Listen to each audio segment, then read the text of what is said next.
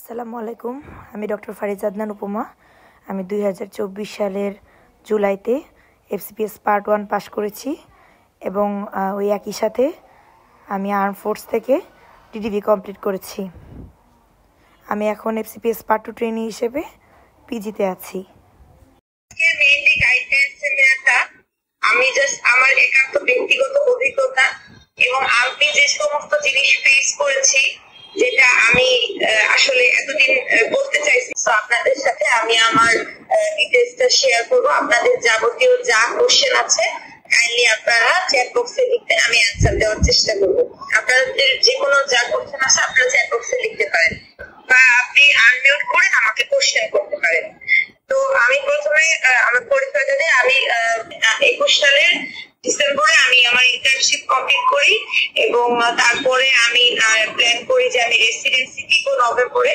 বা ইন্টারমিডিয়েট আমার এফমাইতে ডিপ্লোমা পরীক্ষা আসে এবং এটাই আমার জীবনের প্রথম পোস্ট গ্রাজুয়েশন এক্সাম ছিল এবং যেটাতে আমি চান্স পাই এবং ডিডিবি কোর্সে ভর্তি হই। তারপরে আমি ডিসিশন চেঞ্জ করি যে আমি আসলে এমডি পরীক্ষা দিব না, আমি এফসিপিএস এর দিকে আগাবো।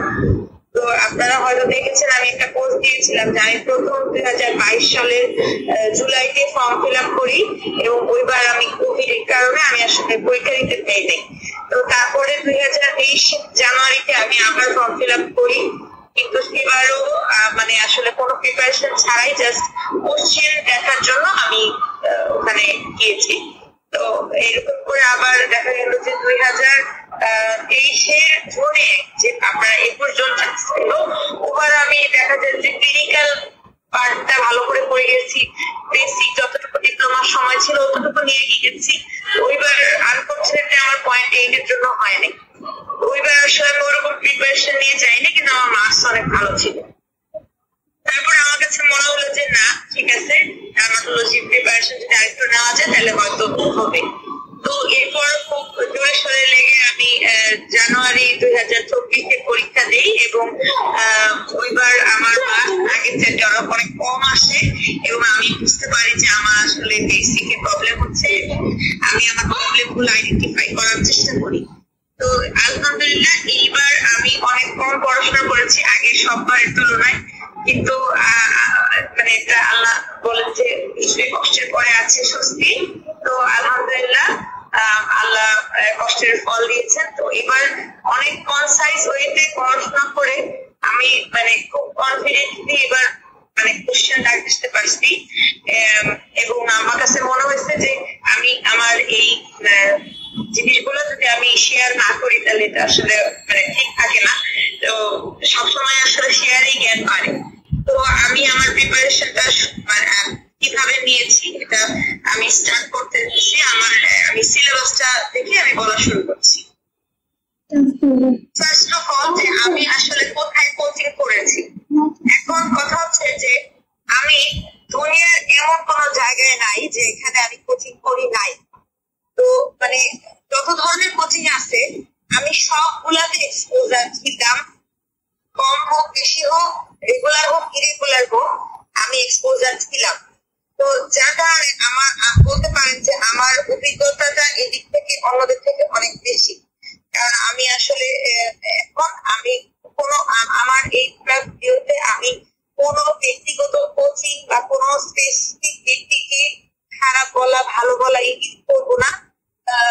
আমি কেউ যদি বলে থাকে যে সে এভাবে চান্স পেয়েছে, এটা তার ব্যক্তিগত ওপিনিয়ন। আমি যেভাবে চান্স পেয়েছি আমি শুধু জাস্ট আমার ওপিনিয়নটাই শেয়ার করবো। ধরি না যে আপনাকে আমার ওয়েতেই চান্স পেতে হবে বা আমার ওয়েটাই একমাত্র সঠিক, অন্যটা সঠিক না, বা অমুক কোচিং আপনার কাছে ভালো লাগছে, এটা আমার একান্ত ব্যক্তিগত চয়েস, আমার কাছে খারাপ লাগতে পারে। অথবা আমি যেসব জায়গায় কোচিং করেছি আমি মনে করি যে আমি 2% হইলেও তাদের কাছ থেকে আমার এই রেজাল্টের জন্য কৃতজ্ঞ। তাই আমি আজকে যত জায়গায় কোচিং করেছি তার জন্য মানে আমি প্রত্যেকের প্রতি আসলে সম্মান রেখেই আমি আমার এটা শুরু করছি। তো সবার প্রথমে আমি 2022 সালে আমার ডিডিবি এন্ট্রান্স এক্সামের আগে আমি জেনেসিসে ভর্তি হই অনলাইনে। আমি জীবনে কোনোদিন কোনো অফলাইন কোচিং করি নাই।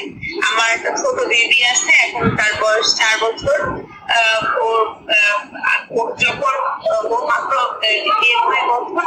আমি মাত্র এই কোচিং গুলো অনলাইনে ক্লাস করা শুরু করি এবং বেসিকের ক্লাস গুলা করি।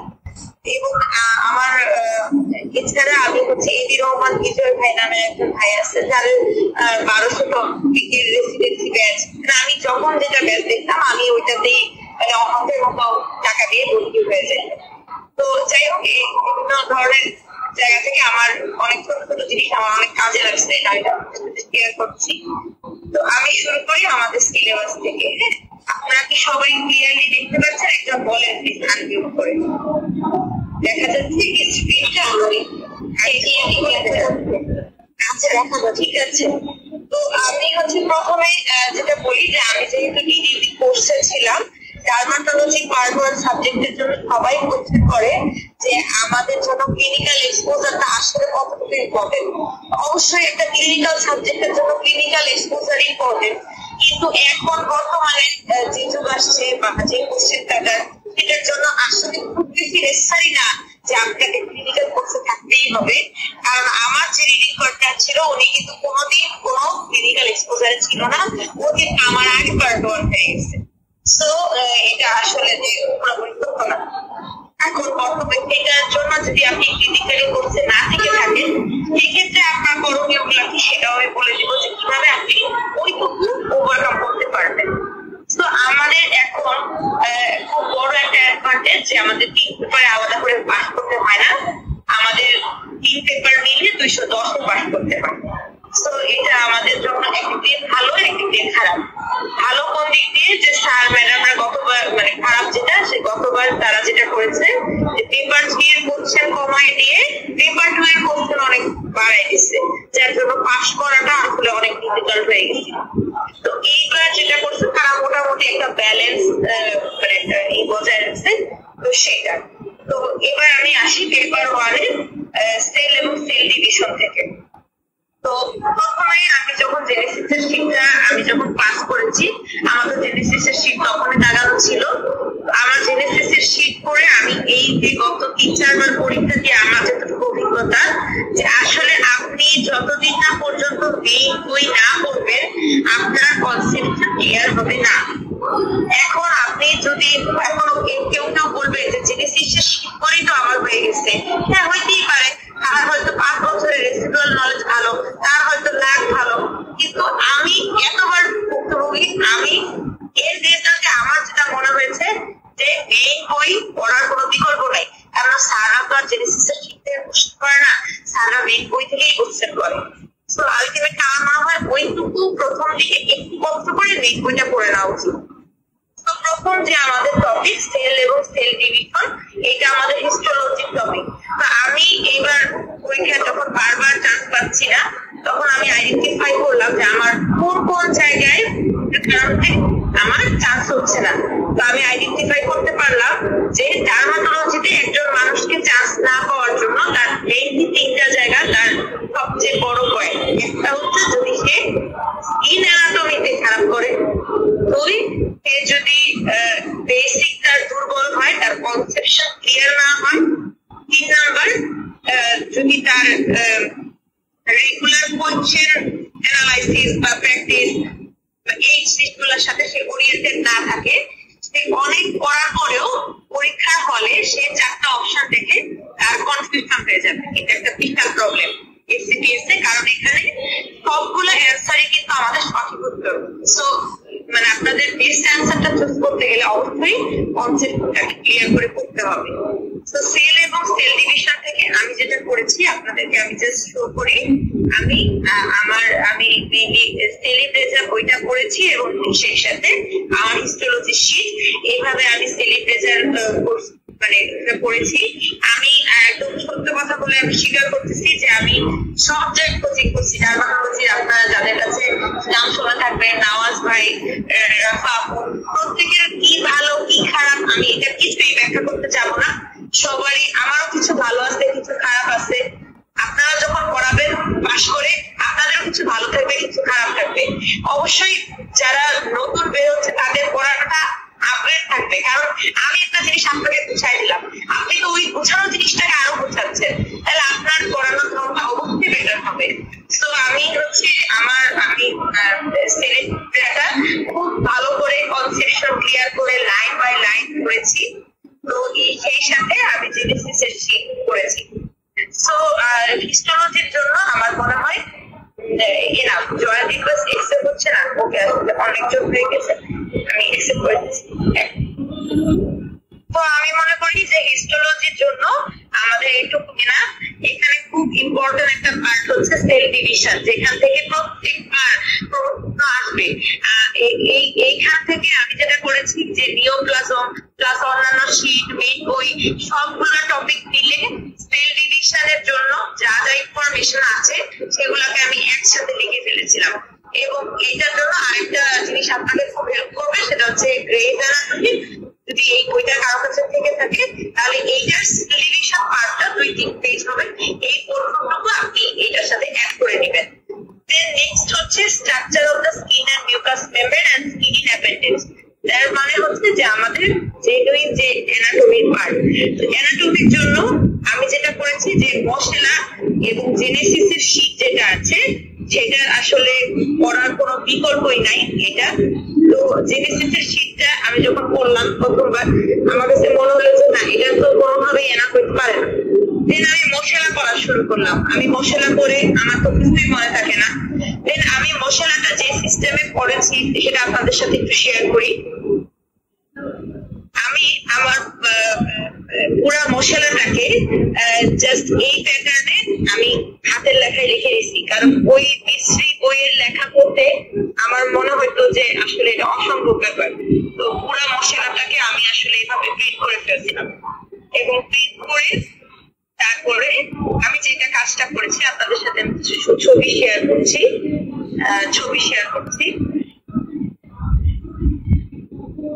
আপু মশলাটা কি আপনি হাত লিখেছেন যেটা প্রিন্ট করেছেন? অ্যাকচুয়ালি এটা আমি দোকান থেকে করিয়েছি, দোকান থেকে আমি এটা করিয়েছি, তার প্রিন্ট কপি আমার কাছে আছে। আমি যদি ইনশাআল্লাহ আপনাদের পড়ানোর সুযোগ হয় আমি আপনাদেরকে সফট কপিটা দিয়ে দিব সবগুলো। তো আমি জাস্ট আমার পড়ার ধরনটা একটু শেয়ার করছি। এখানে আসছে,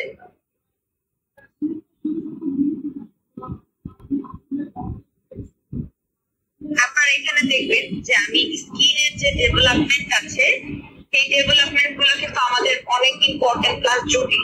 তো আমি জাস্ট কি করতাম যে এই যে ডেভেলপমেন্টটা আছে এই ডেভেলপমেন্টকে আমি জাস্ট সব 12 উইকের গুলো একসাথে, 20 উইকের গুলো একসাথে, 24 উইকের গুলো একসাথে এভাবে কনসাইজ করে লিখে বারবার পড়েছি। কারণ আমার কাছে মনে হয়েছে যে এই জায়গা থেকে তো কোশ্চেন আসেই। এবং মশলার যে চ্যাপ্টার আমি যে কাজটা করেছি দেখেন মেলানোসাইট, এবারও অনেক কোশ্চেন আপনি বায়োলজি অফ স্কিন থেকে আসছে, অ্যান্টিউস থেকে আসছে, মশলা থেকে আসছে। তো আমি যেটা করেছি যে মেলানোসাইটটা আমি যখন করেছি আমি অ্যান্টিউস 3টা বই পাশাপাশি রেখে মেলানোসাইটটা করেছি এবং আমি পুরো মশলাটাকে আমার নিজের হাতে লিখে দিয়েছি। এবং জাস্ট একটু দেখেন আমি কিভাবে লিখেছি। ধরেন এই মেলানোসাইটটা আমার মানে আছে, আমি এটা আমার পরীক্ষায় যখন কোশ্চেন আসে তখন আমি যেভাবে মানে আমি কিভাবে আমি ওইটা সারা কোশ্চেন করলে কিভাবে লিখতো আমি ওইভাবে লিখেছি। দেখেন যে মেলানোসাইট ডিরেক্ট করে কোত্থেকে, নিউরাল কেস থেকে, কত উইক থেকে, 8 উইক থেকে, কোন লেয়ারে থাকে, বেসাল লেয়ারে থাকে, কোন ইমিউনোস্টেনিং পার্ট 1। এটাতে দেখা যায় কি যখন আপনার কেস নিয়ে আসবে না আপনার কিন্তু কোশ্চেন করলে আপনি দেখবেন আপনার ব্রেন সহজে স্ট্রাইক করে। কিন্তু আমাদের মশলা যে বিস্কুটে বই ওভাবে আপনি প্রতি লাইন আন্ডারলাইন করে আপনার কিন্তু ওইভাবে চোখে পড়ে না। ঠিক যেমন দেখেন যে স্কিন কালার ডিটারমাইন, এবার কিন্তু এই কোশ্চেনটা আসছে। এবার প্রুফস গুলো আমি এভাবে প্রত্যেকটা লিখে ফেলছি, যে প্রত্যেকটা চ্যাপ্টার কোশ্চেন আকারে লিখে ফেলছি। এবং আমি আমার লাস্ট দিন পর্যন্ত আমি এই খাতাটাই করে গেছি, এই কোশ্চেনের খাতাটাই করে গেছি। এবং এইটা দেখা গেছে যে একটা মেলানোসাইট করতে বই থেকে আপনার যদি 1 ঘন্টা সময় লাগে, এই কোশ্চেন সলভ করতে আপনার সর্বোচ্চ কয়টা কোশ্চেন হবে মেলানোসাইট? 60টা, 50টা। এটা সলভ করতে আপনার বেশি হলে 10 মিনিট লাগবে। এই জিনিসটা আপনাকে কোশ্চেন আইডেন্টিফাই করতে, যে না প্রত্যেকের তৈরি হয় গোলগি বডি থেকে, এইটা ডিরেক্টলি আপনার মাথায় কিন্তু ওই মুহূর্তে স্ট্রাইক করবে, যেটা আপনার আমার কাছে মনে হচ্ছে মশলা করলে হয়তো হবে না। ঠিক একই কাজ আমি অ্যান্টিউস এবং বায়োলজি অফ কাজটা করেছি। তো স্কিন অ্যানাটমি আমি এইভাবে মশলা করেছি এবং আমার কাছে মনে হচ্ছে যে মশলা হচ্ছে সবচেয়ে কঠিন জায়গা। সো এই জিনিসটা প্রতি সপ্তাহে আপনার রুটিনে অবশ্যই রাখতেই হবে, মানে এটার কোনো আসলে বিকল্প নেই। সো অ্যানাটমি রিলেটেড যদি আপনাদের কারো কোনো কোয়েশ্চেন থাকে আমাকে করতে পারেন।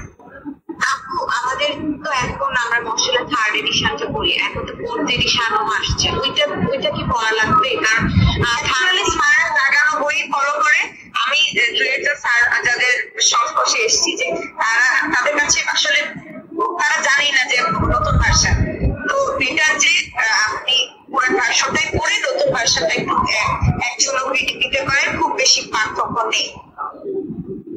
আচ্ছা, অ্যানাটমি থেকে আশা করি কারো কোনো প্রশ্ন নাই। আমি প্রশ্ন সলভ থেকে করবেন সেটা আমি লাস্টে করবো, তারপরে আমার পরবর্তী কারো কোনো কোশ্চেন থাকলে করতে পারেন anatomy related, skin anatomy related.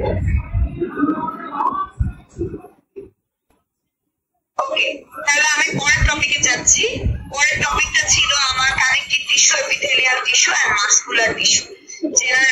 এই টপিকটা আমাদের হিস্টোলজির টপিক এবং কানেক্টিভ টিস্যু ডিজিজটা এটা আমাদের অ্যান্ড্রিউসের 8 নাম্বার চ্যাপ্টার। তো আমি যেটা করেছি এবার, আমি অ্যান্ড্রিউসটা যেহেতু ডিডিপি কোর্সে ছিলাম, আমি অ্যান্ড্রিউসটা শুরু থেকে আমি কখনোই আনইম্পর্টেন্ট লাইন পড়ি নাই। ইম্পর্টেন্ট লাইনের মধ্যে আমি যেভাবে দাগাতাম, আমি আপনাদেরকে একটু আমার বইটা একটু শো করছি। আমার কানেক্টিভ টিস্যু দেখেন, কানেক্টিভ টিস্যুতে আপনারা জানেন যে অনেক এসবিএ। তো আমি যেটা করতাম যে কানেক্টিভ টিস্যু রিলেটেড যতগুলো এসবিএ হইতে পারে সবগুলো কিন্তু আমি একসাথে লিখে ফেলছি, এবং এই জিনিসগুলাই ভুল হয়। আপনি কোশ্চেন অ্যানালাইসিস করে দেখবেন যে কানেক্টিভ টিস্যু থেকে অটো অ্যান্টিবডি রিলেটেড বা এসবিএ টাইপ কোশ্চেনই বেশি আসে, ঠিক আছে? সো এবার হয়তো আসে নাই, কিন্তু নেক্সট টাইম আমি দেখেছি যে এরকমই আসে। সো আমি এসবিএ গুলো এভাবে লিখে ফেলছিলাম। আর কানেক্টিভ টিস্যু যখন আমি বইটা দাগিয়েছি, আমি কিভাবে দাগিয়েছি আপনাদেরকে একটু দেখাচ্ছি।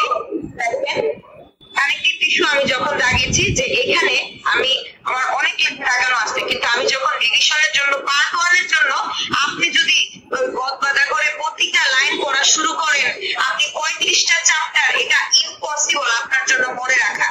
আপনি কানেক্টিভ টিস্যু পড়তে আপনার সময় লাগবে সর্বোচ্চ 15 থেকে 20 মিনিট। আপনার কানেক্টিভ টিস্যু রিভিশন শেষ। আপনাকে অ্যাটলিস্ট 5টা চ্যাপ্টার রিভিশন দিতে হবে 1 ঘন্টায়। আপনাকে পড়াটা দ্যাট মাচ কনসাইজ করে আনতে হবে। আপনাকে বুঝতে হবে যে আপনি কোন লাইনগুলো পড়বেন আর কোন লাইনগুলো পড়বেন না, এইটা আইডেন্টিফাই অবশ্যই করতে হবে। আমার জন্য এটা আসলে অনেক সহজ হয়েছে, কারণ আমি কোর্সে ছিলাম এবং শুরু থেকে আমি অ্যান্ড্রিউস পড়ে আসছি।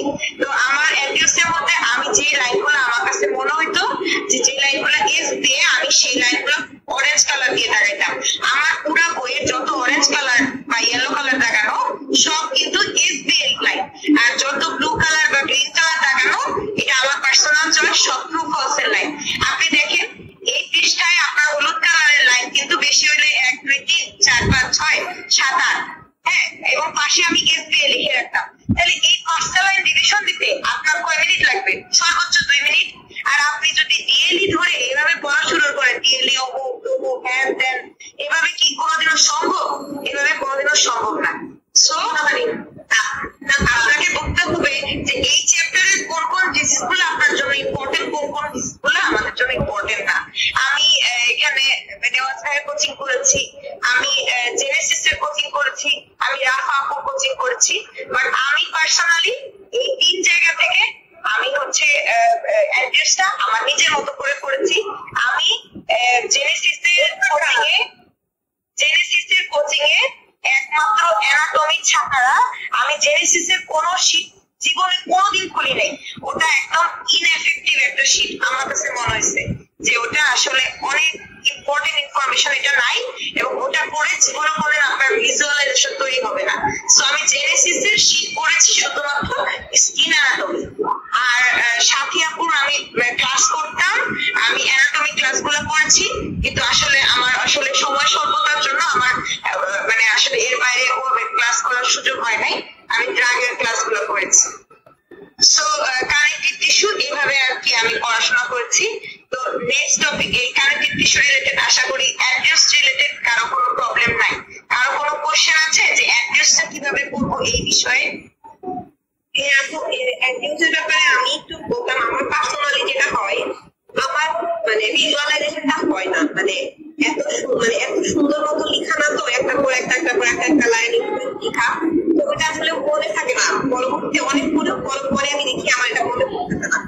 এটাই মানে আসলে এটার সবচেয়ে বড় কারণ হচ্ছে যে আমরা আসলে মোদ্দা কথা না পড়ে কোন লাইনটাকে গুরুত্ব দিতে হবে এটা আমরা না পড়ে আমরা দুনিয়ার সমস্ত লাইন পড়তে থাকি।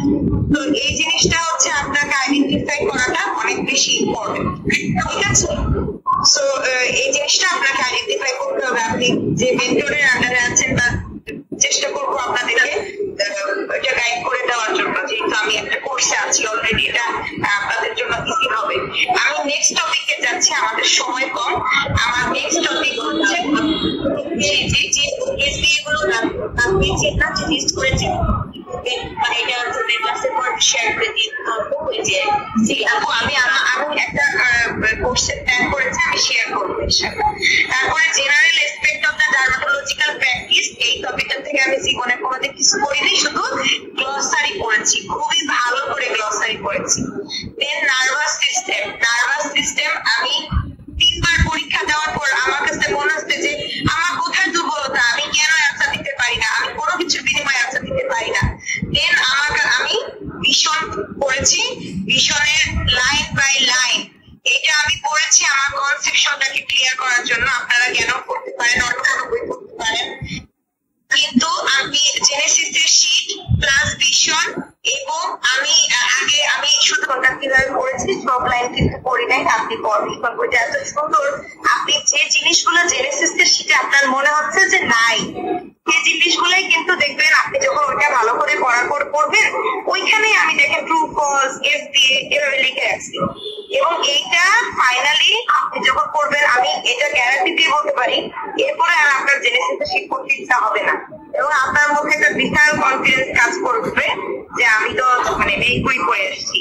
এবং ভিশনের শেষে আপনি কিছু জিনিস দেখবেন, এখানে কিছু অবজেক্টিভ দেওয়া আছে, সেই অবজেক্টিভ গুলো যদি আপনি সলভ করেন, আপনার কনফিডেন্স অনেক বাড়বে। আমি একটা ছোট্ট এক্সাম্পল দিই, দেখেন নিউরোপেপটাইড, নিউরোমডুলেটর বা নেজাল গ্যানিউলস, এই সম্পর্কিত প্রত্যেকবারই কিন্তু যারা পরীক্ষা দিচ্ছেন তাদের দেখবেন যে কোশ্চেন আসে, কিন্তু আপনি নেজাল গ্যানিউলস সম্পর্কে জেনেসিসের শীটে লেখা পাবেন না।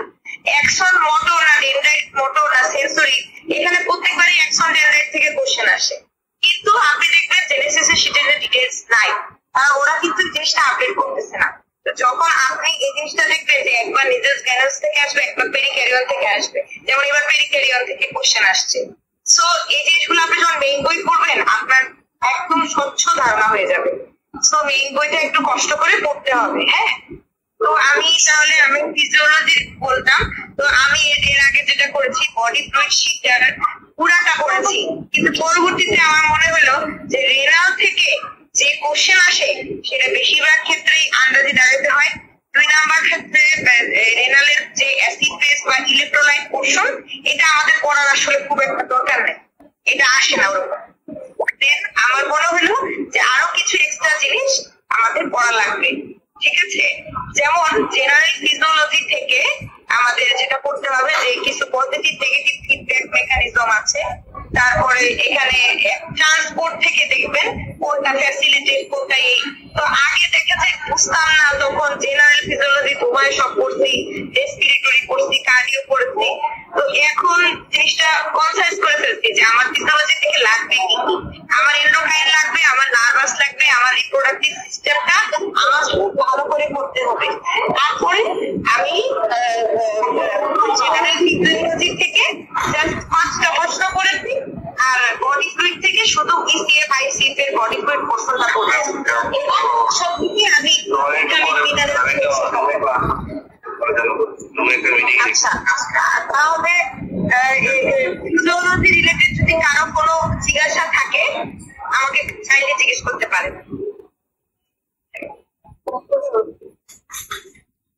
তাহলে আমি নেক্সট টপিকে যাচ্ছি। এরপর আমাদের দেখেন যে সেল কাইনেটিক এন্ড ডিফারেন্সিয়েশন। আপু যদি একটু রেকর্ডেড রাখতেন এটা, তাহলে যারা এখানে উপস্থিত হয় তাদের জন্য ভালো হতো। জি আপু আমি রেকর্ড করছি, আমি রেকর্ডটা ইনশাআল্লাহ দিয়ে দিব, ঠিক আছে? আপু ইন্ডোক্রাইন থেকে একটা কোশ্চেন ছিল। আপু আমি কোনো কোশ্চেন নিয়ে এখন ডিসকাশন করবো না, কোশ্চেনের অ্যান্সার এখন আসলে কি ভুল হবে না হবে, কারণ পরীক্ষার সময় অনেক ওইটা না আপু, মানে বলতেছি যে এখানে যে স্ট্রাকচার গুলো যে আছে না আপু, যে জি আপু আমি আপু ভীষণ বইটা আপনি পড়ে দেখবেন, ভীষণ বইয়ের শুরুতে প্রতিটা গ্ল্যান্ডের অ্যানাটমি লেখা আছে। এবং আমি যেটা বলেছি আপনাকে হেডনেক, আমি কিন্তু নার্ভাস সিস্টেমের সাথে হেডনেক শব্দটা উল্লেখ করছি, এবং হেডনেকে আমি বলেছি যে আমি সিলেক্টেড টপিক পড়েছি। যেমন আমি টান পড়েছি, টান কিন্তু কোথাও সিলেবাসে নাই, কিন্তু টান থেকে কোশ্চেন আসে, ফেসিয়াল নার্ভ থেকে কোশ্চেন আসে, ক্রেনিয়াল নার্ভ গ্যাংলিয়ন থেকে কোশ্চেন আসে। আসলে বারবার ফেল করতে করতে আমার তো একটা এক্সপিরিয়েন্স হয়ে গেছে যে এই জায়গাগুলো থেকে কোশ্চেন আসবে, এর বাইরে যাবে না, এর আগে এখান থেকে আসে।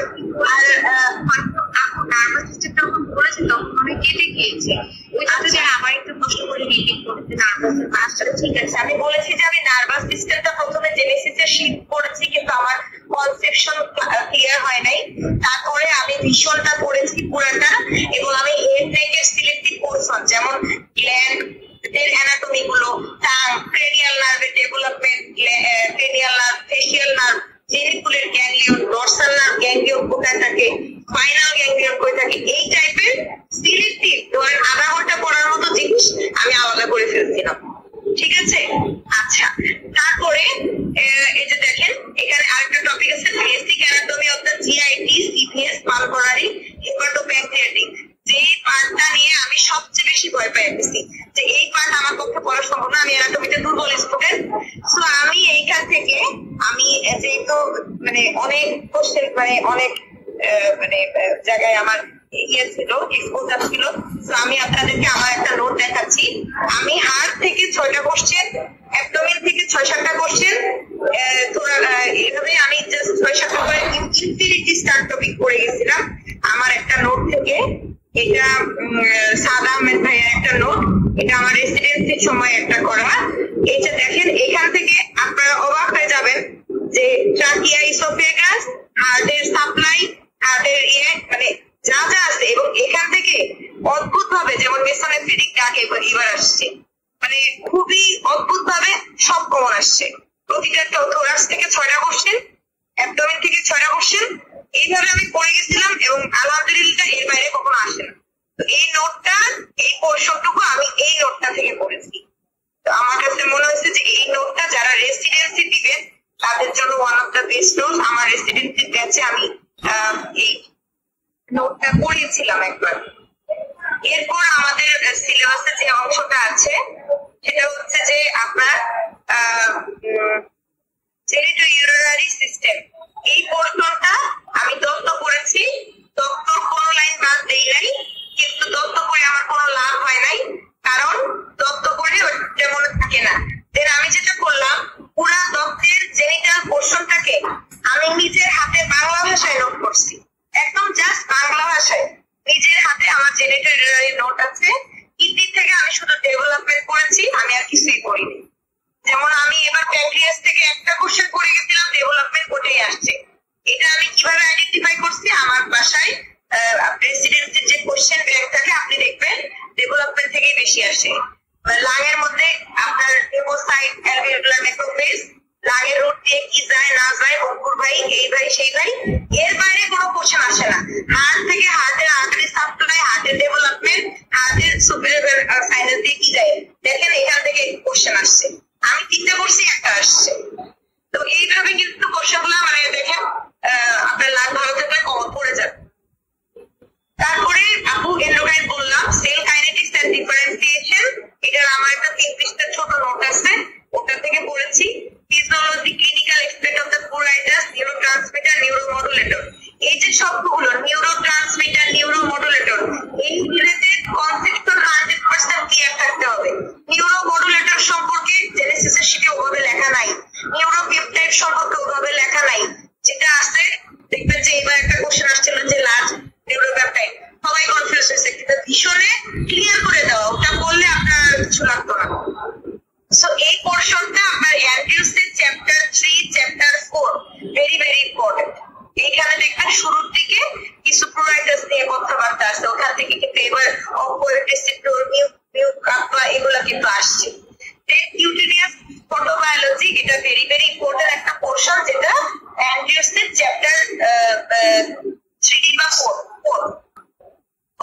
আপনারা এতটুকু পর্যন্ত কারো কোনো কোশ্চেন আছে? সেল বায়োলজি থেকে কি হবে?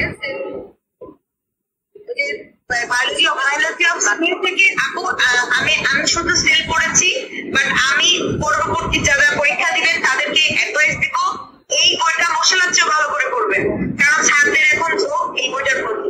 এই বই থেকে স্যারের কোশ্চেন করে একদম কথা ফাঁস করে দিলাম, আরো কোশ্চেন পারবে।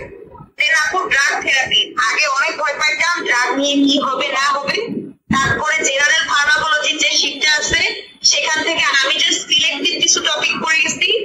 আর উলভার্টনের চ্যাপ্টার 1 এ আপনি দেখবেন ফার্মাকোকাইনেটিক্স, ফার্মাকোডাইনামিক এই রিলেটেড স্কিনের জিনিসগুলো আছে, জেনারেল ফার্মাকোলজি রিলেটেড ওই জিনিসগুলো বক্সগুলো দেখবেন। এবং ড্রাগের ক্ষেত্রে আমি যেটা করছি, ড্রাগ সবাই ভয় পায়, সব ড্রাগ করার দরকার নাই, কিছু ড্রাগ সবার ভুল করা যাবে না। অ্যান্টিহিস্টামিন, স্টেরয়েড, অ্যান্টি ফাঙ্গাল আর হচ্ছে টপিক্যাল ড্রাগ, যেমন অয়েন্টমেন্ট কোনটা, জেল কোনটা, সলিউশন কোনটা, এগুলো থেকে দেখবেন করে কোশ্চেন আসবে। এইখানে পারকিউটেনিয়াস অ্যাবজর্পশনের আমার এক কলিগের একটা প্রেজেন্টেশন ছিল, আমি সেখান থেকে পারকিউটেনিয়াস অ্যাবজর্পশনটা করেছি। আমি জাস্ট একটু আপনাদেরকে নোটটা দেখাই, তাহলে আপনাদের অনেকটা ক্লিয়ার হবে। এটা আমার পারকিউটেনিয়াস অ্যাবজর্পশন, এখান থেকে অনেক কনসেপচুয়াল কোশ্চেন আসে, যেমন এখানে পারকিউটেনিয়াস অ্যাবজর্পশন রুট কি, কোনটা দিয়ে দ্রুত যায় না যায়, তারপরে ব্রিক মর্টার মডেল, তারপরে যে অয়েল কোনটা, জেলের মধ্যে কি থাকে, লোশনে কি থাকে, এই জিনিসগুলা আমি এক কনসেপ্ট ক্লিয়ার করে পড়ছি, কারণ এগুলা আমি পরীক্ষায় ভুল করে আসছি। দেন হচ্ছে আমার পরবর্তী টপিকে আমি যাচ্ছি, একবার যে লোশন জেল থাকে সেটা করে হয়, এটা কি এটা আমার পরে লোশন বা সলিউশন কোন একটা হবে। ড্রাগ থেরাপি ইন ডার্মাটোলজি থেকে আমি মেইনলি ড্রাগ থেরাপি যে বইটা আছে এই বইটা থেকে ম্যাক্সিমাম ড্রাগ গুলো পড়েছি।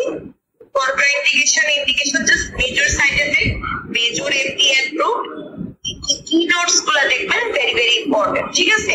আর প্রেগন্যান্সি ক্যাটাগরি ড্রাগ কি আছে এগুলা, আর আমার একটা নিজের ফার্মাকোলজি নোট ছিল বড় ভাই অ্যাকাউন্ট, আমি সেটা পড়ে গেছিলাম, পুরাটা ফার্মাকোলজি আমি সেই নোটটা পড়েছি। আচ্ছা, দেন হচ্ছে আপনার সবচেয়ে গেম চেঞ্জিং মেডিকেল স্ট্যাটিস্টিক্স। আমি আমার জীবনে প্রথম মোজাম্মেল স্যারের ক্লাস করছি, তারপরে জেনেসিস এর ক্লাস করছি, তারপরে বিভিন্ন জায়গায় ক্লাস করছি।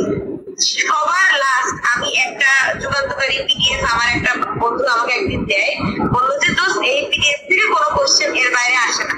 তো সেই পিডিএফটা আমি একদম বুঝতে করলাম, এবং সেই পিডিএফ এর শেষে কিছু এসপিএ ছিল আর কিছু ফলস ছিল, যেগুলা এফসিপিএস পরীক্ষায় ঘন ঘন আসে।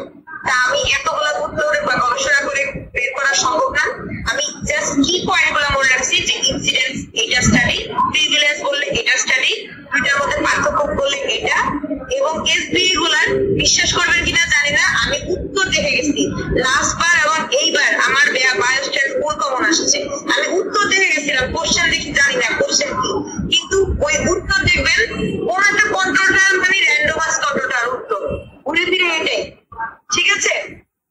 তো উত্তর দেখে যাবেন, আমি দেখি হুবহু কোশ্চেন আসছে, এবার একটা কোশ্চেন আসছিল পি ভ্যালু কত, আমি কিন্তু হুবহু উত্তর দেখে গেছি, আমার উত্তরটা মনে ছিল যে পি এর উত্তর এক, আমি বসাই দিছি। জাস্ট এইভাবে আমার ওই নোটটা থেকে আমার লাখ ফেভার করছে, এবং এটা গতবারও এবার। সো বায়োস্ট্যাট আমার মনে হয় কমন পালানো সম্ভব। আর এখানে কিছু টপিক থেকে কোশ্চেন আসে, এটা ইনশাআল্লাহ আপনাদের পড়ানোর টাইমে বলে দিব। এরপরে হচ্ছে আপনাদের নিউট্রিশনাল, মেটাবলিক এন্ড হেরিডিটেবল কন্ডিশন। এখান থেকে আমি গতবার ভিটামিন মিনারেলস টপিকটা ফিজিওলজি থেকে পড়ে যাই নাই, এবার আমি ভিটামিন মিনারেলসটা কোনটার স্টোরেজ ফর্ম কি, কোনটা কি তৈরি করে, কোনটার অভাবে কি হয় না হয়, দেখেন এবার কিন্তু হান্টার বসেটিস চলে আসছে, ঠিক আছে। তো এই টপিকটা আপনাকে পড়তে হবে। মেটাবলিজম চ্যাপ্টারে আপনার যা আছে 26 নাম্বার চ্যাপ্টার, কোন লাইন বাদ দেওয়া যাবে না, কনসেপচুয়াল ফুল ক্লিয়ার থাকতে হবে। গতবার কোশ্চেন আসছিল কিউটিনেজেস অ্যামাইলোইডোসিস ডিসক্রোমিকা, খুব অ্যাটিপিক্যাল একটা জায়গা থেকে। সো এই চ্যাপ্টারে কোনো কিছু বাদ দেওয়া যাবে না, 26 নাম্বার চ্যাপ্টার আর 9 নাম্বার চ্যাপ্টার। দেন ফাংশনাল এন্ডোক্রাইন চলে গেল, এটার জন্য চ্যাপ্টার 24 অ্যাড্রেসের খুব ভালো করে পড়তে হবে। স্কিন পিগমেন্টেশন অ্যাড্রেসের chapter 36 very very important. Sexual physiology রেডিসোলজি যে পিডিএফ একটা বই আছে, সেই পিডিএফ এর যে নোটটা আমি মেয়েকে ওইখান থেকেই করে গেছি। এছাড়া আমার একটা নিজস্ব নোট ছিল, আমি ওটা একটু দেখছি। সো এই রিলেটেড পেপার 2 রিলেটেড কারো যদি কোনো কোশ্চেন থাকে প্লিজ জিজ্ঞেস করতে পারেন।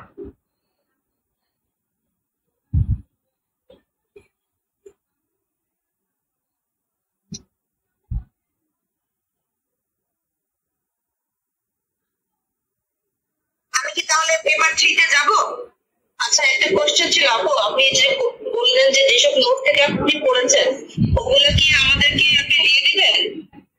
হ্যাঁ আপু, আমি আমার লাস্টে আমার কোর্সে কি কি ম্যাটেরিয়াল আপনারা পাবেন না পাবেন আমি এটা ডিটেইলস বলবো। হ্যাঁ আচ্ছা, তারপরে হচ্ছে পেপার 3 তে আসি। Pathology portion, inflammation, repair, cell injury, adaptation, genetic disorder and genodermatosis. প্রথমে আমি এই টপিকটার জন্য আমি প্যাথোলজির যে শীটটা আছে সেটা খুব ভালো করে পড়ছি। জেনেসিসের হেমোডাইনামিক্স টপিকটা আমি পড়ি নাই। দেন আমি যেটা করছি লাস্ট আওয়ার সলভ করেছি। লাস্ট আওয়ার যদি আপনার না থাকে আপনি কিওয়ার্ড সলভ করতে পারেন। মানে আপনার যে কোনো একটা রেসিডেন্সি কোশ্চেন ব্যাংকে সবগুলা প্যাথোলজির কোশ্চেন সলভ করবেন, আপনার আর কিচ্ছু লাগবে না। এছাড়া আমার যে 1000 টপিকের একটা শীট ছিল সেখান থেকে আমি ইনফেরিটিস টপিক গুলো পরীক্ষার আগের দিন দেখে গেছি। আর জেনোডার্মাটোসিস যে চ্যাপ্টারটা আসছে অ্যান্ড্রিউসের, এই চ্যাপ্টারটা খুব ভালো করে দেখে গেছি। স্কিনের যে মানে এটা দেখবেন আপনি জেনেসিসের শীটে অটোসোমাল ডমিনেন্ট রিসেসিভ একটা চার্ট আছে, ওইটা কিন্তু আপনার স্কিনে লাগবে না। আপনার স্কিনের জন্য আমার আলাদা 4 পৃষ্ঠার একটা নোট ছিল। এটা অটোসোমাল ডমিনেন্টের ক্যারেক্টার, রিসেসিভের ক্যারেক্টার, এক্সলিক ডমিনেন্টের ক্যারেক্টার, এক্সটেন্ড রিসেসিভের ক্যারেক্টার, হেমোফাইলিয়া আর ডমিনেন্ট রিসেসিভের যে চার্টটাই স্কিনের রূপ দিয়ে সেটা একটা চার্ট আমার কাছে আছে। এটা আমাদের রিডিং ফাইনালে সবসময় ধরা হয়। তো এই জিনিসটা আমি এখান থেকে পড়ে গেছি। আপনি দেখেন এবারে কিন্তু কোশ্চেন আসছে যে কোনটা আপনার অটোসোমাল রিসেসিভের জন্য সত্য, একদম জাস্ট ক্লিয়ার কনসেপ্ট। তারপরে আপনার আসতেছে ইমিউনোলজি। আমি ইমিউনোলজিতে আগে অনেক কোশ্চেন দিত, এখন কিন্তু এত দেয় না।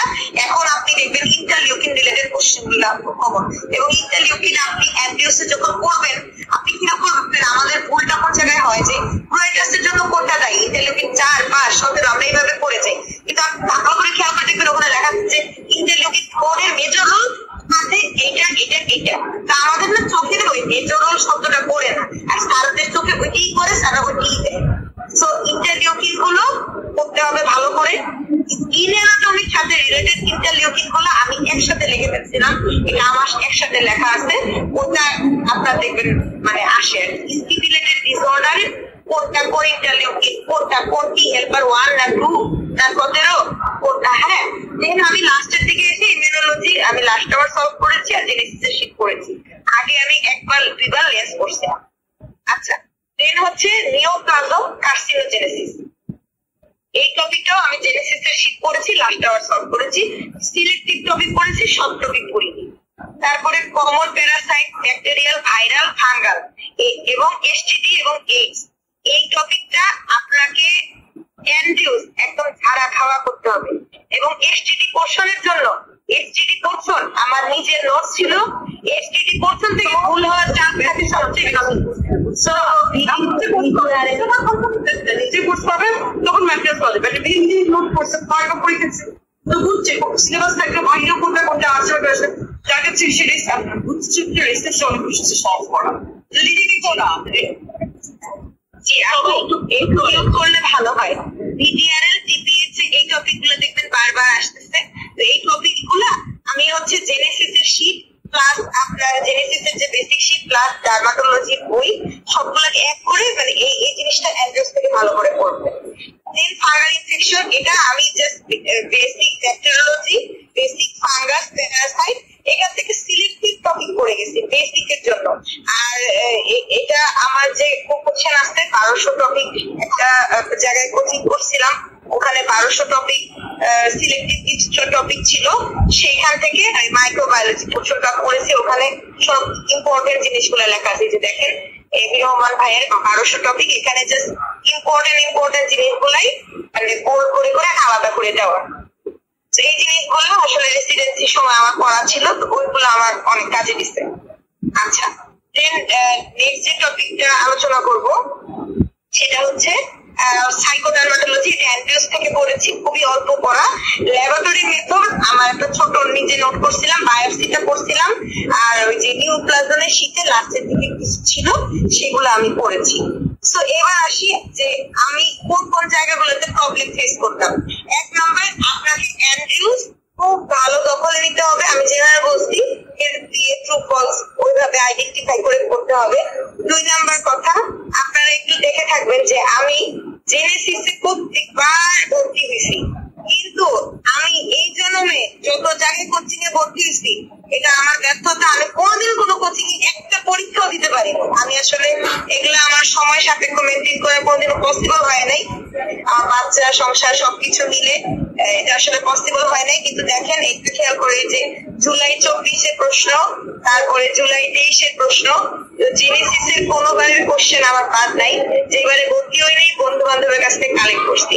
সব মিলে আমার এবার আমি ভর্তি হইনি 4-5 বছরের আমার জেনেসিসের অ্যানাটমিক মানে স্কিনের 9টা যে কোশ্চেন আছে, এই 9টার কোশ্চেন গুলো আমি সব বুঝাই ফেলছি।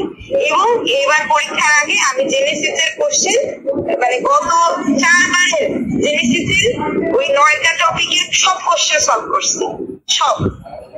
এটা আমাকে আসলে অনেক কাজে দিচ্ছে। ঘুরে ফিরে এখান থেকেই আমার অনেক কমন আসছে। আর এরপরে আমি হচ্ছে লাস্ট আওয়ার সলভ করেছি। এবং পরীক্ষার আগে আমি যেটা করেছি, আমার কোনো বই ছিল না, আমি ই বুক সবসময় পড়াশোনা করি। তো আমি ই বুকের ভার্সন পাওয়া যায় 100 টাকা 200 টাকা দিয়ে। তো আমি ই বুকে 100-200 টাকা দিয়ে লাস্ট আওয়ারে বইটা কিনছি। এবং একটা নতুন বই বাজারে বের হয়েছে, আপনারা জানেন কিনা, এটা হচ্ছে SBA আওয়ার। SBA আওয়ার এই বইটা আপনার যত মেইন বই আছে, লেজ, তারপরে আপনি ধরেন যে মানে যত যদি আমাদের মেইন বইগুলোর SBA গুলো এখানে একসাথে লেখা আছে। সো ওইটা আমি সলভ করছি, যার কারণে SBA বেসিক পার্ট থেকে ইনশাল্লাহ আপনি দেখবেন যে জেনেসিসেও অনেক কমন আসে। আমরা মাঝে মাঝে অবাক হই না যে ওরা কোত্থেকে দেয়। তারপরে আমি হচ্ছে যে সাথিয়াপুর ব্যাচে ছিলাম, রিভাম্পে, তারপরে পরীক্ষার ব্যাচে ছিলাম। আমি জীবনে কোনোদিন কোনো পরীক্ষা আমি দিতে পারি নাই, টাইমলি দেই নাই, কিন্তু লাস্টের দিকে এসে জাস্ট আমি অ্যানাটমিক কোশ্চেন গুলো সলভ করছিলাম। বাট আমার আসলে ওইভাবে সময় সুযোগ হয়নি যে আমি সব কোশ্চেন সলভ করবো। আমি মানে অনেক এই ব্যাপারে খুবই রিলেক্টেড। আমি জীবনে কোনোদিন লাইভ ক্লাস করতে পারিনি, জীবনে কোনোদিন আমি কোনো পরীক্ষা দিতে পারিনি। আর পরীক্ষা মার্কস আমি কম পাবো ওইটা আমার জন্য আসলে খুব কষ্টদায়ক। আমি এটা দিতে পারি না। ওই যে বলেন আমি আমার জিন্দেগিতে কোনোদিনও আমি এইগুলা দিই, মানে আমার ওই কম নাম্বার পাবো এটা আমার ভালো লাগে না। চান্স পাইলে পাবো, না পাইলে নাই, কিন্তু ওগুলো আর সম্ভব না। আমি জাস্ট উত্তরটা দাগায় উত্তরটা সলভ করে নিতাম, মানে অ্যান্সার শিটটা থেকে উত্তরটা মুখস্থ করতাম। সো এই জিনিসগুলো। আর অ্যান্ড্রিউসের চ্যাপ্টার তো আছেই।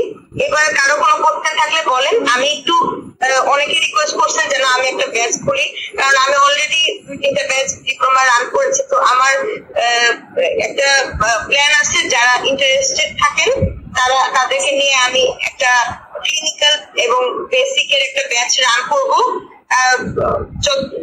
এটা এখন এমন না যে আপনারা আমার এখানেই ভর্তি হবেন বা অন্য কোথাও হবেন না, এটা সম্পূর্ণ আপনাদের ব্যক্তিগত ইস্যুস।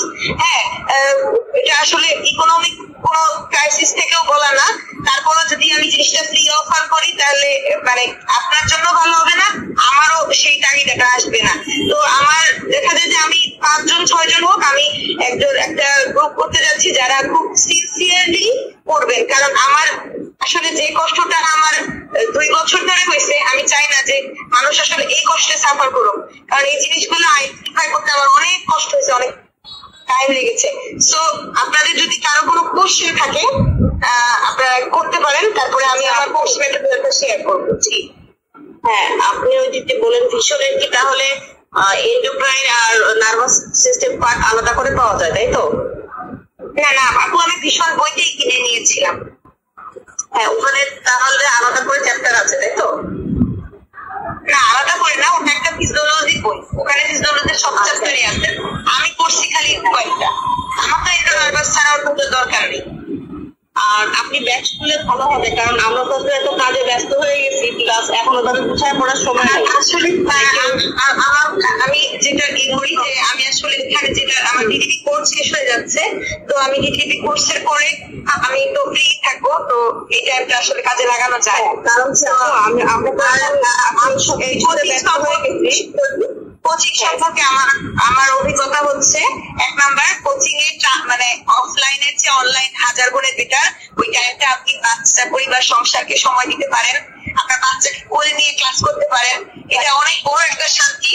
আমার এরকম হয়েছে, আমি বাচ্চাকে কোলে নিয়ে ক্লাস করছি, এটা আমি মনে করি অনলাইন বেটার।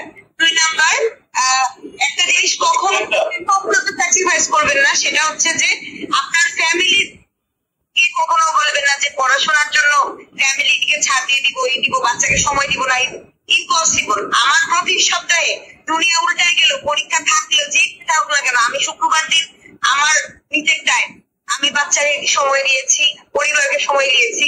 এই ক্ষেত্রে কোনো কম্প্রোমাইজ করবেন না। আপনার ভাগ্যে যেদিন লেখার সেদিনই হবে। আপনার চেষ্টা থাকবে, আপনার দোয়া থাকবে। আপনার দোয়া, চেষ্টা ব্যর্থ হইতে পারে, কিন্তু আপনার দোয়া কোনোদিনও ব্যর্থ হবে না। এটা আমি পরিচিত। আপনার ওইটুকু ইমানের জোর থাকতে হবে যে আমার চেষ্টা ব্যর্থ হইতে পারে, আমি কম পারতে পারি, কিন্তু আমি মানে আমার দোয়া ব্যর্থ হবে না।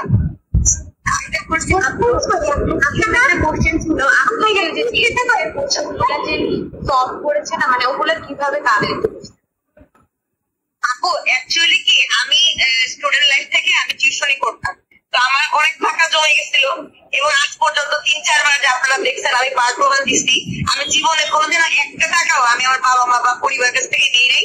যারা আমার হচ্ছে টাকা ফালানোর অভ্যাস আছে, আমি কোচিং টোচিং এ ফালাইতাম, কোশ্চেন কালেক্ট করতাম, জীবনে কোনোদিন পড়ে দিতাম না। এবার একটু সলভ করে গেছি, তো আমি নিজেই আমি খালি পড়বো, এটা হচ্ছে কথা। জি আমাকে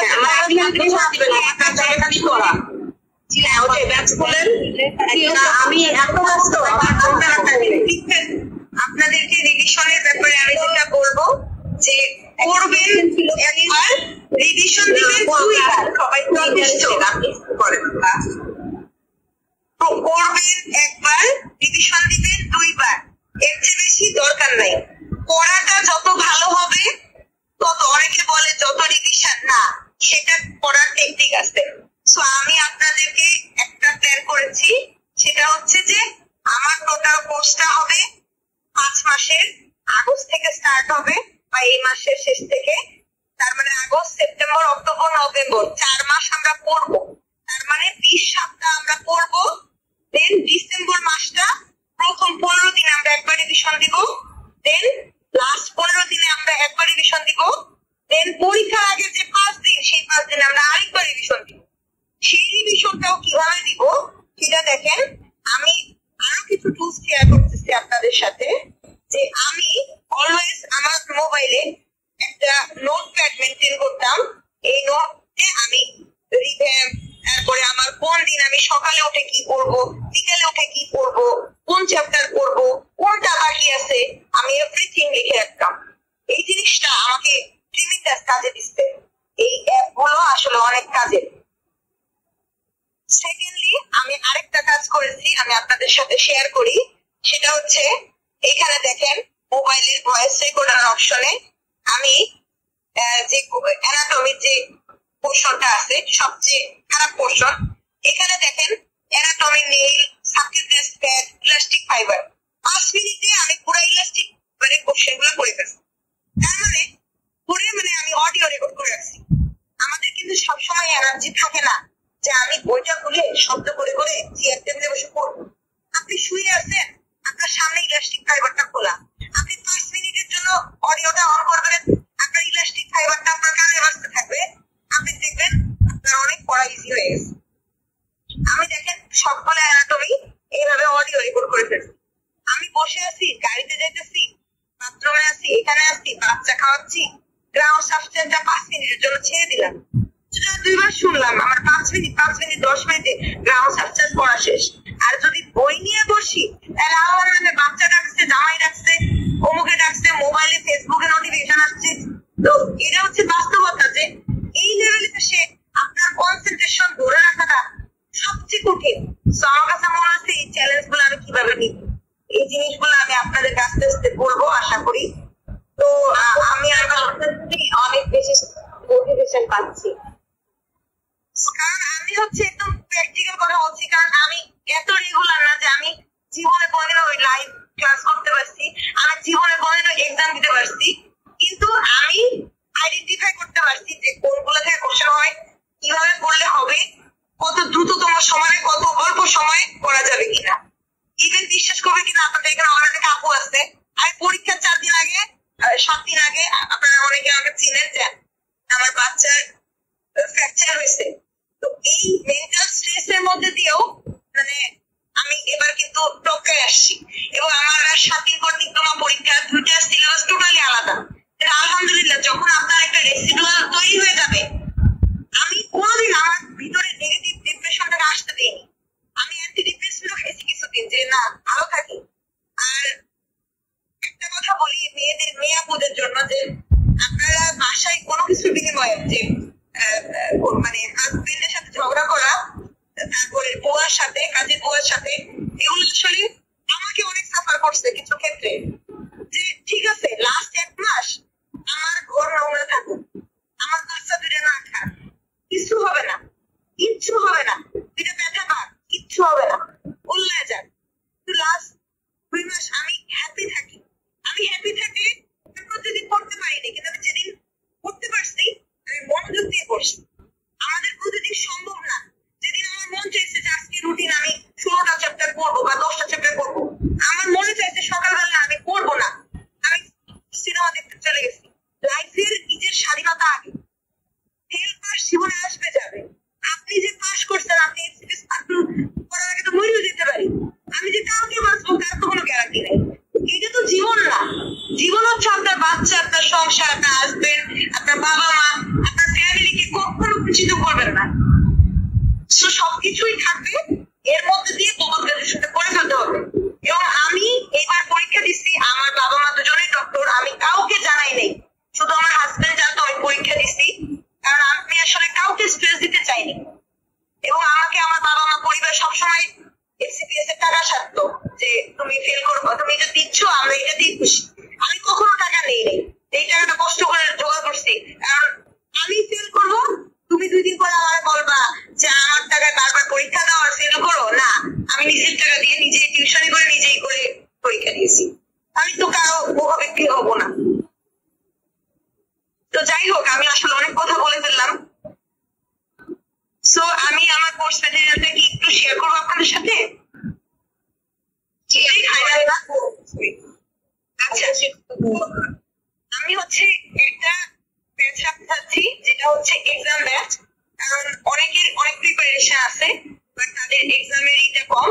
এক্সাম ব্যাচের এক্সাম হলো মানে যেমন ধরেন আপনাকে আমি টপিক বলে দিলাম আর আপনি এন্ডোকাইন সব করলেন, ব্যাপারটা তা না। আমি আপনাকে এন্ডোকাইন থেকে আমি যেখান থেকে কোশ্চেন করবো, সেখান থেকে ধরেন আমি আপনাকে 500 প্রশ্ন আমার কাছে যা আছে সেটা আমি সাপ্লাই দিব। কারণ আমি জানি ওইগুলো খুব কনসেন্স করে তৈরি করা। আপনি ওইগুলো পড়বেন, এর বাইরে আপনার মন চাইলে আপনি শীত করবেন, যেখানে কিন্তু সেটা করবেন।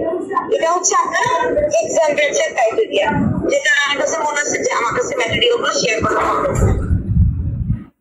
আর যারা রেগুলার ব্যাচে ভর্তি হবে, আপনাকে আমি বলি, আমি প্রথম যেটা দিয়ে শুরু করবো সেটা হচ্ছে, দেখেন আমি ফার্স্ট উইক, আমি উইকে 2টা ক্লাস করাতে পারি, 3টা করাতে পারি, 4টা করাতে পারি। এটা ডিপেন্ড করে ওই টপিক, ওই উইকের টপিকের উপরে। এটা তো আসলে ওইভাবে ট্রেডিশনাল কোনো কোচিং না যে আপনার 2টা ক্লাস করাতে পারি, 3টা এখানে আপনার টপিকটা আমার বুঝাইতে আমার যদি 4টা ক্লাস লাগে তো 4টা। তো এখন লাইভে করাটা আসলে আমার মনে হয় আমার জন্য খুব ডিফিকাল্ট, প্লাস আপনার জন্য, কারণ লাইভে কানেকশন চলে যায়, এই যায় সেই যায়। সো আমি একটা ফিক্সড ডেটে আপনাদেরকে ক্লাসটা আপলোড করে দিব। এবং আমার কাছে সবসময় মনে হচ্ছে আমি জীবনে কোনোদিন 1 ঘন্টার উপরে কোনো ক্লাস করতে পারিনি। বাপের জন্যও না, সামনাসামনিও না, আমি বাইরে যাই ক্লাস থেকে, এটা আমার পক্ষে সম্ভব না। সো ক্লাস ডিউরেশন 1 ঘন্টার চেয়ে বেশি হবে না। তো আশা করা যায় উইকে আপনি 2 থেকে 3 ঘন্টা আমার ক্লাসের জন্য ব্যয় করতে পারবেন। এটা আমি এক্সপেক্ট করি যে আমি এত বোরিং পড়াই না। তারপর যাই হোক ফার্স্ট উইকে আমি রেখেছি গ্রসারি চ্যাপ্টার 2 যেটা অ্যানাটমি আর সেল 1 মানে সেলের 4টা সেল থেকে 2টা সেল। সেকেন্ড উইকে সেল 2 তার সাথে ডার্মোপেডিয়াল জাংশন, পরের সপ্তাহে গ্ল্যান্ড সাথে থোরাক্স। থোরাক্স করতে আপনার 20 মিনিট লাগবে, সব করার দরকার নাই, যদি কমন করে তো করলো, না করলে এটার জন্য সময় নষ্ট করার টাইম নেই।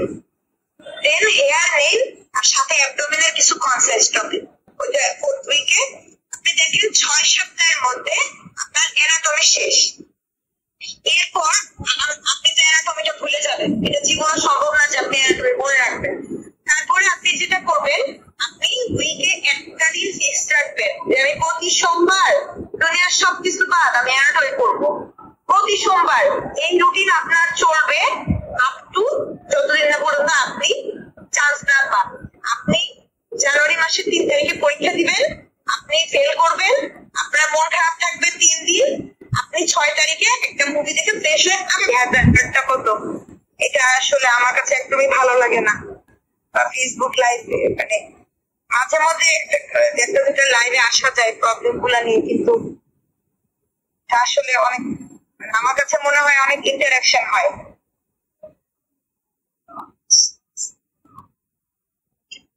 বলো না হয় আসলে ইন্টারাকশন হয় লাইভ ক্লাসে অনেক বেশি। দেখা যাবে 40 মিনিট সময় বের করছেন, এর মাঝখানে বন্ধ হয়েছে, এই হয়েছে সেই হয়েছে, বাচ্চা ডাকছে, আপনার অমুক হয়েছে, অনেক কিছু হয়, আমাদের তো আসলে অনেক কিছুই থাকে। তো যাই হোক, 6 সপ্তাহের মধ্যে আপনার অ্যানাটমি শেষ, আপনার মাথা কিন্তু অর্ধেক ক্লিয়ার, আপনার 50% প্রিপারেশন শেষ। দেন এরপরে আপনি যাবেন যেটা দিয়ে আপনার জানুয়ারি পরীক্ষা খারাপ হওয়ার সম্ভাবনা, সেটা হচ্ছে ফিজিওলজি। এই 8 নাম্বার সপ্তাহে নার্ভাস। দেখেন একটা জিনিস খেয়াল করে, 7 মানে এন্ডো মানে কি 7 নাম্বার খোলা যাবে না। 7 নাম্বার সপ্তাহে আপনি শুধু এন্ডোকাইন করবেন। একটা জিনিস আপনি চিন্তা করেন, আপনি এন্ডোকাইন করতেছেন 7 দিন, 7 দিন যদি আপনি এন্ডোকাইন করেন, এবং আমি আপনাকে শিখাই দিব যে কিভাবে করবেন। মানে প্রথমে শীত, এটা করা যাবে না যে 7 দিন ধরে আমি খালি শীতই করলাম। এই 7 দিনের মধ্যে আমার 3-4 বার এন্ডোকাইন করতে হবে। কিভাবে করবেন এটা আমি ইনশাআল্লাহ করে দিব। দেন 8 নাম্বার সপ্তাহ আমার নার্ভাস আর হেডেক। একটা সপ্তাহ আপনি খালি নার্ভাসই করবেন। আপনার প্রতিদিন সারাদিন করার দরকার নেই, আপনি প্রতিদিন 3 ঘন্টা পড়েন। এই 3 ঘন্টা আপনি কিভাবে পড়বেন কি করবেন আমি বলে দিব। আপনার 3 থেকে 4 ঘন্টা আপনি জানুয়ারি ফেব্রুয়ারি মার্চ সময় দিবেন আপনার পড়ার বুঝতে। দেন আপনি এপ্রিল আর মে মাস আপনি 8 ঘন্টা করে পড়বেন, আর জুন মাসে এসে আপনি 30 ঘন্টা পড়বেন। ওটা আপনি এমনিই করবেন, আমি না বললেও করবেন। তারপরে আমরা 10 নাম্বার উইকে আমরা জেনিটোরিয়ালটা আর সেক্সোলজিটা শেষ করব। 11 নাম্বার উইকে আমরা হিস্টোলজি আর এমব্রায়োলজি শেষ করব।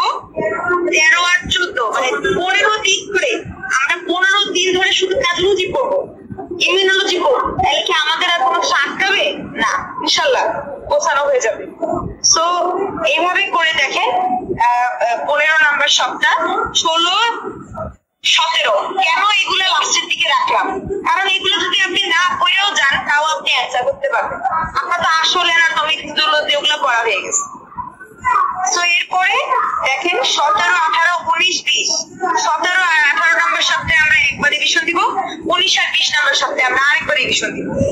এই রিভিশন ব্যাচের রুটিনটাকে তো আবার অন্যরকম হবে। এখানে প্রতিদিন এক্সাম থাকবে, আর এইখানে আপনাদের যে এক্সাম সিস্টেমটা সেটা হচ্ছে প্রতি সপ্তাহে পড়ার উপর প্রতি সপ্তাহে এক্সাম। দেখা যায় যে আমি যে কোচিং গুলোতে করছি ওগুলাতে প্রতিদিন ক্লাস থাকবে। আমি একটা ক্লাস মিস হলে আমার দেখা যায় যে সবাইকে দেখতাম যে ওই রুটিনটা মেনটেন করা সম্ভব হয় না। তো আপনি যখন জানবেন যে আপনার সোমবার আর শুক্রবার দিন ক্লাস আছে, বেশিক্ষণ না, জাস্ট 1 ঘন্টা 2 ঘন্টা বের করবেন। ওই 2 ঘন্টা না বের করতে পারলে তো আপনি পার্ট 1 পাওয়ার মতোই না। সো ওই 2 ঘন্টা আশা করি আপনারা বের করতে পারবেন। একদিন থাকবে যেদিন আপনার এক্সাম দিবেন, ওই দিন আপনার আপনি এক্সাম দিবেন, ঠিক আছে?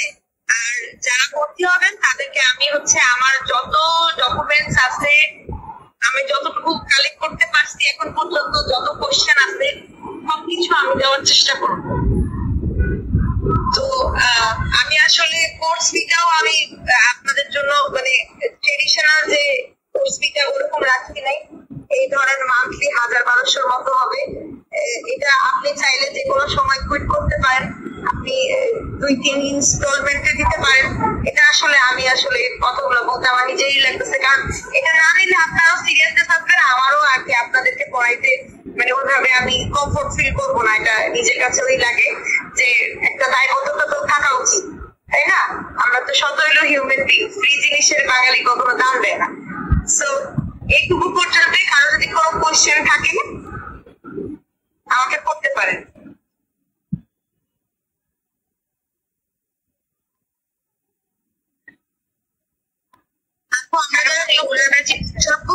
তাদেরকে কি ওই যে এক্সাম ব্যাচের মতো কোশ্চেন দিয়ে দিবেন? তারা তো সবকিছুই পাবে, আর এক্সাম ব্যাচে যারা তারা শুধু কোয়েশ্চেন রাখে। আপু একটু কম রাখেন কি আপু? এই যে আমি যেটা বললাম এর চেয়ে কম করবো। আপনি মাসে 10-15টা ক্লাস করতেছেন মাত্র 1000-1200 টাকায়, এটা হচ্ছে আসলে কতটুকু কম করা যায় বলেন? আপনারাই বলেন।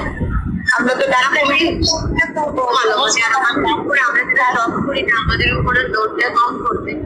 জি, আমি এটা বুঝতে পারি, কারণ আমি নিজেও এটাই মানে আসলে এটা তো আমাদের চেয়ে আসলে কি ভালো বুঝে। ভর্তি হয়ে টাকা নষ্ট করতে, পরে দেখা যায় যে সবগুলো টাকা নষ্ট না, এটাও তো আপনার স্রষ্টা তো দেখতেছে। আপনি সবকিছুর ভিতরে পজিটিভিটি বের করবেন। এই যে দেখেন আমি আমার জীবনে কত কোচিং এ ভর্তি করছি, আমি কয়টা ক্লাস করছি, কিন্তু কোথাও না কোথাও ওই 2টা ক্লাস এই ক্লাস আলটিমেট সেদিন আপনি চান্স পাবেন, সেদিন আপনার এগুলো আপনার কাছে কোনো ম্যাটার থাকবে না। টাকা যাবে, টাকা আসবে, টাকা ডাক্তারদের আসবে, এটা চিন্তা করবে না। হয়তো 2 দিন আগে আর পরে। আর কারো কোনো কোশ্চেন আছে? ক্লাস কবে থেকে আপু ওই যে ম্যাটেরিয়ালস গুলো আপনার কাছে আছে আর কি, মানে পিডিএফ আকারে বা চ্যাপ্টার ওয়াইজ বা আপনার কনসেন্স করে যেগুলো আছে অ্যাকচুয়ালি আপু সেগুলো তো আপনার রেগুলার বেসিস পাবো না পিডিএফ আকারে? জি ভাইয়া, রেগুলার বেসে পাবেন। এবার পরীক্ষায় আপু আপনার দুজনের পরে আমি ঠিক পাবো। আমি আসলে এবার বাইরে থেকে দেখা করছি অনেক সময় বাইরে। আচ্ছা, কারো কোনো কোশ্চেন থাকলে করতে পারেন। আর কয়েকজন আমাকে কিছু কোশ্চেন করছিল, আমি কোশ্চেন গুলোর অ্যান্সার দিই। সেটা হচ্ছে যে আমাকে একজনে কোশ্চেন করেছিল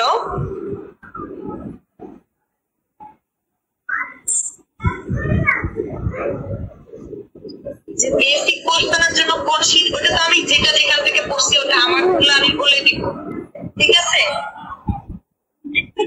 একজন কোশ্চেন করছে যে 6 মাসের কোর্স থেকে এমসিকিউ পাস করা পসিবল? যদি আমার পুরো টোটাল না হয় তাহলে পসিবল। আপনি যদি ওই একই কষ্ট 6 মাসে করেন, আমি তো মানে এরকম একটা মানুষ ছিলাম যে প্রথম মাসে গেছি, প্রথম মাসে গেছি হচ্ছে আপনার কোশ্চেন দেখতে, পরের বার গেছি হচ্ছে ক্লিনিক্যাল কইরা, তারপরের বার গেছি হচ্ছে আধা বেসিক কইরা, তারপরের বার গেছি হচ্ছে ফুল বেসিক কইরা। আমার মতো যদি আপনি গাফিলতি না করেন তাহলে আপনার 6 মাস কেন, আরো আগে 3 মাসও সম্ভব। তারপরে কোশ্চেন আমি তো রেকর্ড করতেছি, দেখা যাক রেকর্ড হয়েছে কিনা। অ্যানাটমি, ফিজিওলজি, হিস্টোলজি কোনগুলো বই থেকে তো আমি বলেই দিব। যারা আপনি আমাদের পরে যে ক্লাস করে নেবেন সেটা কি রেকর্ডেড ক্লাস থাকবে? জি আপু, রেকর্ডেড ক্লাস থাকবে, কিন্তু এই রেকর্ডেড গুলো 1 সপ্তাহ পরে আমি ডিলিট করে দেবো, খুব বিশেষ প্রয়োজন ছাড়া। কারণ আমি নিজে তো শয়তান, আমি তো জানি যে এই রেকর্ডেড কিছু কথা যদি একবার কেউ পেয়ে যায়, সে 2-3 সপ্তাহ ক্লাস করে না, আর পরে গিয়ে বলে আপু আমার সব জনে গেছে, আমি আর পারবো না। আমি নিজে যেহেতু ফাঁকিবাজ ছিলাম, আমি মানুষের ফাঁকিবাজিটা বুঝি। তো 1 সপ্তাহ সর্বোচ্চ থাকবে, কোনো বিশেষ কারণ ছাড়া। সে যদি না করতে পারে আমাকে আগে থেকে ইনফর্ম করবে, 1 সপ্তাহের মধ্যে তাকে ক্লাস করতে হবে। এটা আপনাদের ভালোর জন্য। আমার মনে হয় আপনি ক্লাস মিস দিলে 1 সপ্তাহের মধ্যে 1 ঘন্টা টাইম বের করতে পারবেন। অনেক সময় যেটা হয় যে ক্লাসের মধ্যে কি পড়েছিলাম, কি আসলে কিছু জিনিস আমি ভুলে গেছি, একটু হয় আমার সাথে। আমি পরে রেকর্ডেড ক্লাস থাকবে, যাতে আপনি আবার শুনতে পারেন। এটা যদি এক সপ্তাহ থাকে, আমি যদি কাজ করি সেক্ষেত্রে সেটা আপনি ওই এক সপ্তাহের মধ্যে বারবার শুনবেন, বারবার শুনে রেকর্ড করে রাখবেন, ওটা হলে আপনি ভিডিও করে রাখবেন। আচ্ছা আচ্ছা, ডার্মাটোলজি কিভাবে পড়লে পাস হবে এফসিপিএস পার্ট 1? আমার যেভাবে হয়েছে, দোয়া লাগবে আর টেকনিক লাগবে। আর কারো কোনো প্রশ্ন আছে কি? তাহলে আমি এড করে পারি। আরেকটা লাস্ট কোশ্চেন, আমরা কি মানে অনেকেই আছে যে এফসিপিএস তো অনেক রিস্ক ইস্যুতে এফসিপিএস এর প্রিপারেশন, এখন কি সামনে প্রতিযোগিতার জন্য কি মানে পড়বো নাকি কি করবো বুঝতে পারতেছি না। মানে আপনি কি সামনের ডিডিবি মানে কি মার্চে? জি আপু মার্চে। আচ্ছা, মার্চে তো ডিডিবি পরীক্ষা আপনার এফসিপিএস পরীক্ষা আগে আসবে। জি আপু। সেই ক্ষেত্রে তো আপনি যে পোর্শন গুলো আপনি আইডেন্টিফাই করবেন যে আপনার কোন পোর্শন গুলো মানে ইয়েতেও কমন, আপনার যেমন মাইক্রোপ্যাথো, এই দুইটা তো ডিপ্লোমাতেও কমন, বিয়েতেও কমন। ফিজিওলজি, কার্ডিও, রেসপিরেটরি ছাড়া সবই আছে।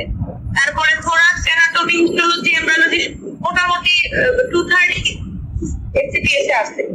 সেই পোর্শন গুলোকে আপনি একসাথে আপনি আলাদা করবেন যে কোনগুলো আমার এফসিপিএস এ আছে সেগুলো আমি এখন করবো, আর যে কোনগুলো নাই আমি ক্লাসটা করে শিক্ষায় রাখবো, আমি ওটা জানুয়ারি, ফেব্রুয়ারি, মার্চে করবো। আরেকটা কথা বলতেছি যে কোশ্চেন সলভ করার কোনো বিকল্প নেই। আমার হচ্ছে 14 তারিখ থেকে ডিডিবি ফাইনাল পরীক্ষা। আমার ইনশাল্লাহ 25 তারিখের মধ্যে আইবর্স আমার শেষ হয়ে যাবে। তো আমি এখন আসলে কনসেন্ট্রেট করতে পারবো না, কারণ ভালো করেই শুরু করতে চাচ্ছি। তো আপনারা এই মাসের শেষে অথবা আগস্টের 1 তারিখ থেকে। আচ্ছা আপু, তাহলে একটু ডিটেইলসটা কিভাবে মানে অ্যাডমিট হবো, আপনার আইডি যোগাযোগ করবো সরাসরি নাকি? আচ্ছা, আমি খুব ইম্পর্টেন্ট একটা ইস্যু বলতে ভুলে গিয়েছি, সেটা হচ্ছে যে আমার কিন্তু রিডিং পার্টনার ছিল এবং আমি আমার রিডিং পার্টনারের সাথে 1.5 বছর করেছি মোবাইলে, কারণ আমাদের এই বয়সে নিজে নিজে কনসেন্ট্রেশন রাখার সমস্যা। মোবাইলে আমি কি হয়েছে, আমার রিডিং পার্টনার কোনো ক্লিনিক্যাল ট্রেনিং করে নাই, তো তার আমার আগে হয়েছে, কারণ আমি তো আপনার ডিডিবি কোর্সে ছিলাম, ওইটা করাও করতে হয়েছে, হিন্দিও করতে হয়েছে, সবকিছু মিলে আমার আগে হয়েছে। তো সে আমার এবার হয়েছে, তার গতবার হয়েছে। আপনি কারো কিছু জিজ্ঞাসা থাকলে করতে পারেন, ইনশাল্লাহ আমি ডিটেলস পাঠিয়ে দিব। আপনারা যারা, আমি আসলে ব্যাচটা খুলবো তখনই যখন আমি আগামী 5-6 দিনের মধ্যে একটা কনফার্মেশন পাবো। আদারওয়াইজ তো আসলে যদি ওরকম না হয় প্লিজ খুলেন ওই ইয়েটাকে। আমার কাছে মনে হচ্ছে আসলে ডার্মাটোলজির জন্য যে অপশন গুলো আমাদের সামনে আসছে, মানে প্রত্যেকটারই কিছু না কিছু ডিমেরিটস আছে। আমি পড়াইলে আমার মতো ডিমেরিটস বের হবে, আবার আপনারা যখন পাস করে যাবেন তাদের পড়া আমার চেয়ে বেশি ভালো বোঝানো হবে। এটাই তো খুব স্বাভাবিক, যত দিন যাবে তত আপডেট হবে। আর কেউ কোনো কিছু কোশ্চেন থাকলে বলতে পারেন, তাহলে আমি এন্ড করে দিচ্ছি।